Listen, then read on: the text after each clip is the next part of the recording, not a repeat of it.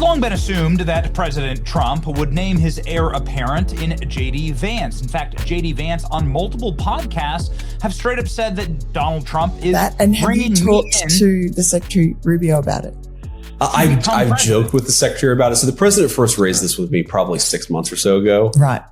During just one of our private lunches that we try to get lunch every couple of weeks just to catch up on what's going on and talk about things. He mentioned it probably 6 months or so ago, and I mentioned to the secretary in jest, but it feels so premature. So this is JD Vance saying, Donald Trump's already talking to me about running on a joint ticket with Marco Rubio. You could clear the entire Republican field right now. I straight up said, this is the ticket I want. That the heir apparent to MAGA is JD Vance. Well, I think most likely, in all fairness, he's the vice president. I think Marco is also somebody that maybe would get together with JD in some form. I also think we have incredible people, some of the people on the stage right here. So it's too early, obviously, to talk about it, but certainly he's doing a great job, and he would be probably favored at this point. Trump saying that a Marco Rubio JD Vance ticket would be a favored ticket, and that's where the energy of the MAGA movement is going to be placed. Donald Trump, of course, has still incredibly strong backing by the MAGA movement and has a base that is undeterred.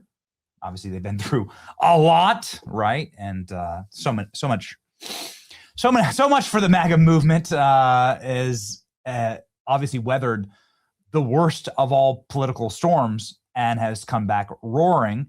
And so I think that it is going to be strong into 2028 and is going to be unbothered by even some of the biggest ops that I've ever seen in order to break up a political movement in my life. It makes me very, very angry. Anyway, the point is that perhaps JD Vance himself has decided that 2028 is not going to be his year. It's very interesting. JD Vance rocked by bombshell admission as Iran war threatens 2028 run. Very interesting here. JD Vance may not run for president in 2028 elections. Trump war with Iran spirals out of control in the Middle East. Sources close to the vice president told the Washington Post that if the war drags on for months, it could significantly damage the GOP's next nominee. Vance has told his closest advisors that he has not yet decided whether to run in 2028 because of his upcoming child. His wife and him are pregnant. She's due, I think, in the fall, right? A source said Vance's fourth child, due this summer, made him rethink his presidential ambitions. He and Usha want to see how the other baby affects their lives before committing to jumping in on the campaign trail. Vance, who has started his political career as a vocal advocate against prolonged military conflict in the Middle East, is now noticeably quiet as Trump pushes forward with war against Iran. Pressure is mounted on the vice president in recent days following a dramatic resignation of Joe Kent, who was an ally of Vance. Same with Tulsi Gabbard, allies of Vance. And you're starting to see sort of like the fracturing and the breaking off of the anti-war contingency from President Trump over this. You're starting to just see the frictions. That's all. JD Vance, somebody who served in war himself, obviously a combat veteran, Marine. Same with Joe Kent, same with Tulsi Gabbard. They seemingly have different takes on this, and you can sort of see the bits of friction with President Trump and with JD Vance at the White House this week. Before the Kent announcement, which was publicly criticized by Trump, Vance tried to persuade him not to turn his departure into a public feud. The effort failed. Here's Trump Mr. Vice President, Democrats are already the White House calling this you week. The fraud czar. What's your reaction to that title? And then second, Good title. Second, given I like your it. past skepticism of foreign adventurism, are you completely on board with the current war in Iran? So I like fraud czar. It's certainly what we're going to do. And look, we have to do it. As the president said, this is a problem that has festered in this country for far too long, and far too few people have actually wanted to do anything about it. That's what makes this administration different, is that we actually tackle the problems the American people have been confronting. So I'm very happy about it. And look, I think that I know what you're trying to do, Phil. You're trying to drive a wedge between members of the administration, between me and the president. What the president said consistently, going back to 2015, and I agreed with him, is that Iran should not have a nuclear weapon. We have taken this military action under the president's leadership. I think all of us, whether you're a Democrat or Republican, should pray for its success and pray for the safety of our troops. That's the approach that I've taken. Make it as successful as possible. So there's no hesitation, given your past statements, with the current operation? What do you mean there's no hesitation with my past statements? Given your skepticism of foreign adventurism, you were a critic of the global war on terror previously. Well, I think one big difference, Phil, is that we have a smart president, whereas in the past we've had dumb presidents. And I trust President Trump to get the job done, to do a good job for the American people, and to make sure that the mistakes of the past aren't repeated. Absolutely. Thanks, sir. So you can obviously see there's a bit of, you can tell there's a little tinge of frustration there. And then JD Vance went on the road this week. He went to Michigan and he did a roundtable in Michigan where he took some questions, and he got visibly concerned about the answers here, or the questions here about gas prices, obviously critical in the state of Michigan of all places. And you can see JD Vance kind of frustrated at the derailment of the domestic policies, making lives better for Americans, gas prices, food prices, inflation prices, home prices. These are the kind of things that win elections. And JD Vance keep gas prices down. a little frustrated here at this question. Here in the near future.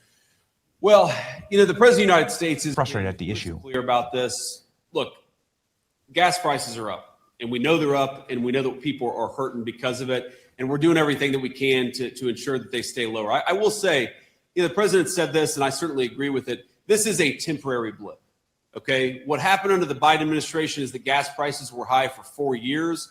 Gas prices are higher right now, and frankly, they're not even as high as they were during certain parts of the Biden administration because of what's going on in the Middle East. It's not going to last forever. We're going to take care of business. We're going to come back home, and when that happens, you're going to see energy prices come back down to reality. But in the meantime, we got. So, I mean, again, you can see JD Vance there kind of in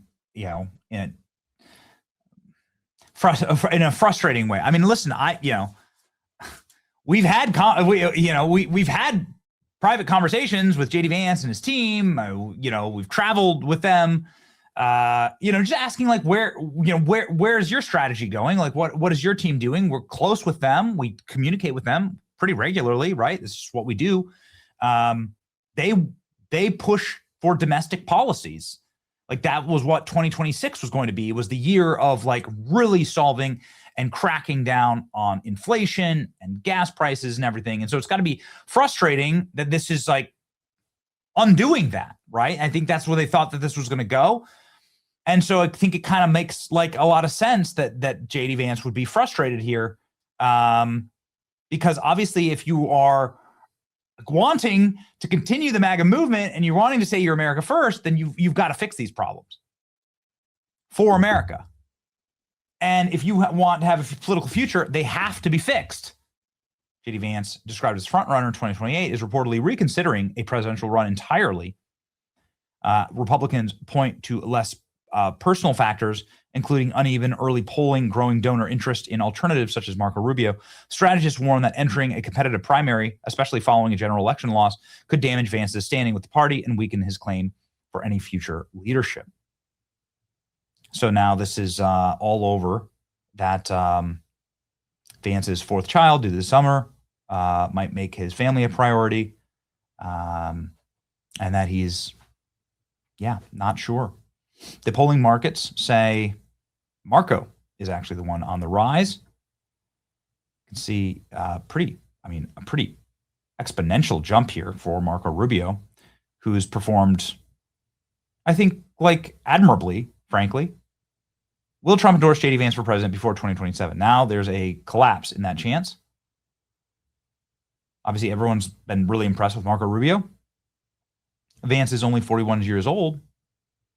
Now he's watching a war he never would have started, demanding foreign policy. He spent years opposing and expecting a fourth child.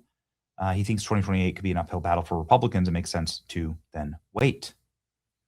Iran war elevates Marco Rubio. Rubio says he won't run for president in 2028. If Vance does, if JD Vance runs for president, he's going to be our nominee, says Marco Rubio. We'll see. We'll see what happens next.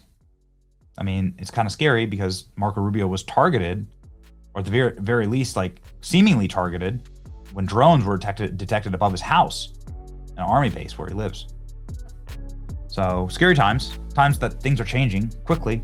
If you want to stay up with all of it, please like, share, and subscribe to our channel. In order to do that, it's your boy Benny. See ya.